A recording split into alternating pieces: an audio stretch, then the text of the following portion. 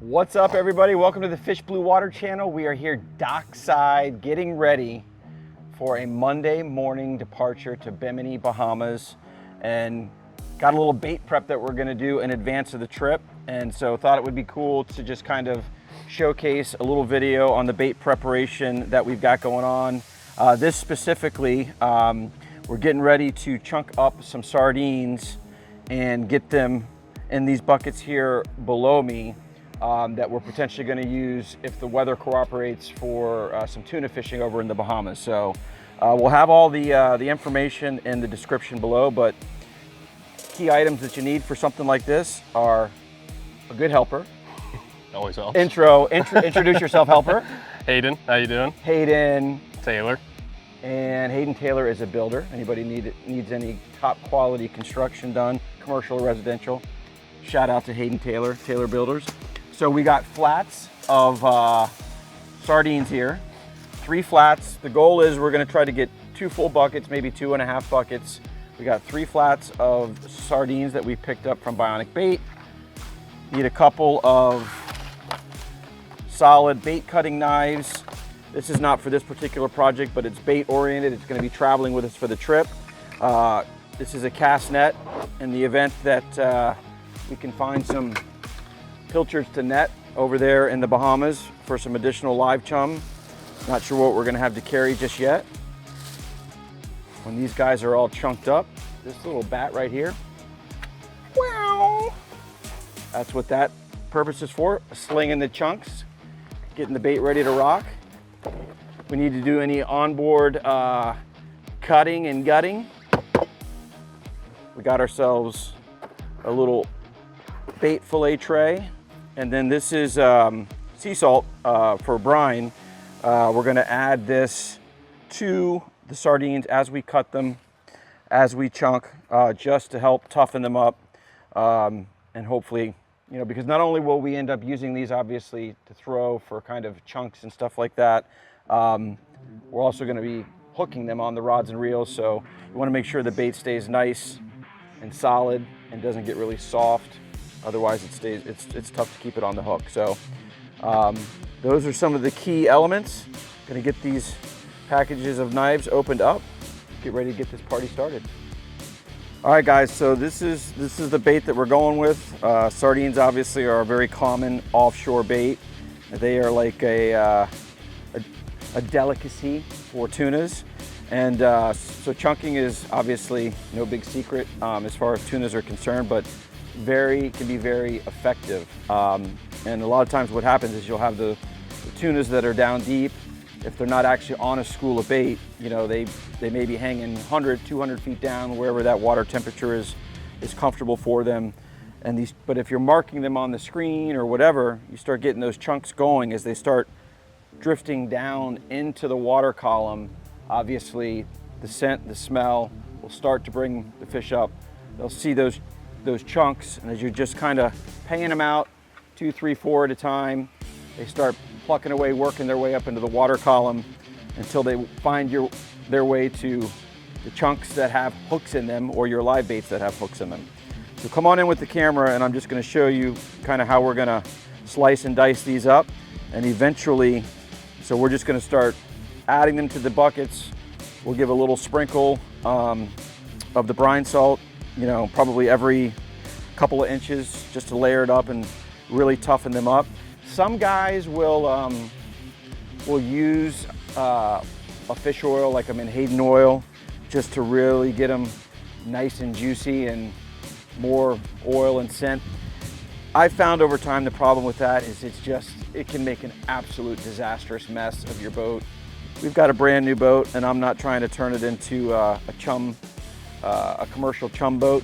So we're just gonna go purely with the baits and a little salt brine, and we'll get them topped off into the buckets, and then ultimately they'll end up in one of the fish boxes, iced down nice and cold, until we're ready to fish with them. Very important part of this process is having a sharp bait knife. And all we're really gonna do, I'm gonna come in tight, is, you know, I'd say like, you know, probably about, on average, chunk size like that. We'll keep the heads and the tails, and we're just gonna go right down through the baits a handful of times, depending upon the size of the sardine, and keep going through that. Some guys, I'll tell you a trick of the trade. I don't have one, and I prefer to make my cuts a little bit cleaner and make sure we've got some nice kind of cubed chunks. But there are some guys that will keep these things frozen and actually just run them like through a bandsaw, and just take what they get in the interest of saving a heck of a lot of time. Let them thaw out after they run them through the bandsaw, and then they go into the buckets. But that's the process. So you can see we're starting with 2 empty buckets and hopefully going to finish with at least 2 full buckets when it's all said and done. So Hayden, been holding the dog back. You're trying to get your coffee. It's time to clock in. All right.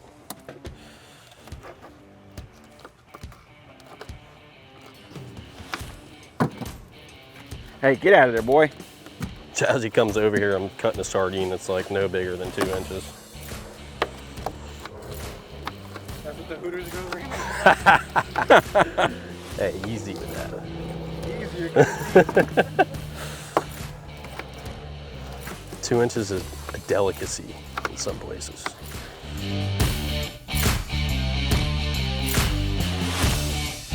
All right, guys, we're almost through the second flat, and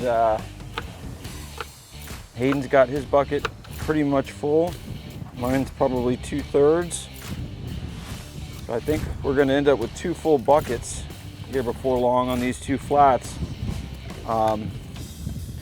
I got 3 not knowing whether or not 2 flats would be enough for 2 buckets, and it looks like it's going to be. But since we've already got them thawed out, I'm just going to go ahead and cut them. And we'll have probably 2.5, maybe 3 buckets. I think 2 will be enough, but as long as the sharks aren't a problem, we're going to go a little more hard in the paint when we chum for them. That's all.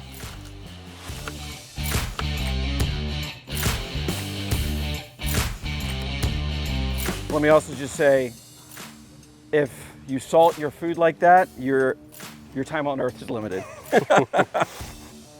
All right, so we got Hayden's bucket as full as we're going to get it.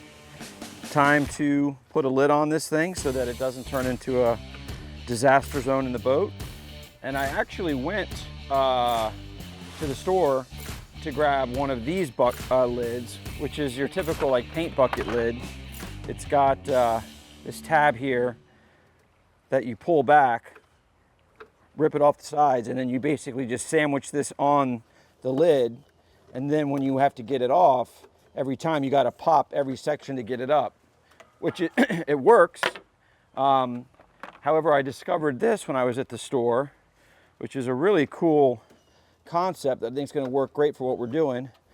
So this, you just push it down all the way around until it pops in like that. You hear that popped in seal. And now it's just a spin lid. So all we have to do, whether we decide to grab a ladle or you just use this to go in, when we're ready to deploy and head out, or excuse me, when we're ready to start the chumming process, spin the lid off, away we go. And then this is just a nice, clean, easy spin, off and on. So there you have it. Bucket number 2. If you haven't gotten your daily exercises in. 1, 2, 3. All right. We got 2 buckets down, and we got more bait to go, but I think you get the point. This is the process. This is going to be part of our much needed ammunition to hopefully get on some yellowfin tuna in the Bahamas. Hayden? Yes, sir. You've done a fabulous job, my brother. Here to pick up your slack. More importantly, what kind of job do you think that Hayden has done? I would love for you to comment below. on a scale of 1 to 10, how do you think he's done in terms of his bait cutting skills? And I'd also like all of you ladies watching this video to know that Hayden Taylor is the most eligible bachelor in South Florida currently. He fishes. Without a doubt. He's a business owner, successful. He's a good looking guy. I don't go that way, but you know, I'm just saying. And you should be excited because our next trip right after this video, and part of what this bait's being used for, we're going to Bimini to take some Hooters girls fishing. Oh. Does that sound like a? Does that sound like God, I'm so excited. Does that sound like a terrible time? Why do you think I'm here working, dude? Yeah, exactly. He thought he was just here to cut bait. He's got a shift ahead of him, you know, to earn, you know, the invite on this trip. So that's all we got. Throwing a little education your way today on the Fish Blue Water channel. Next up is some action and adventure. We'll see you for the next Fish Blue Water video.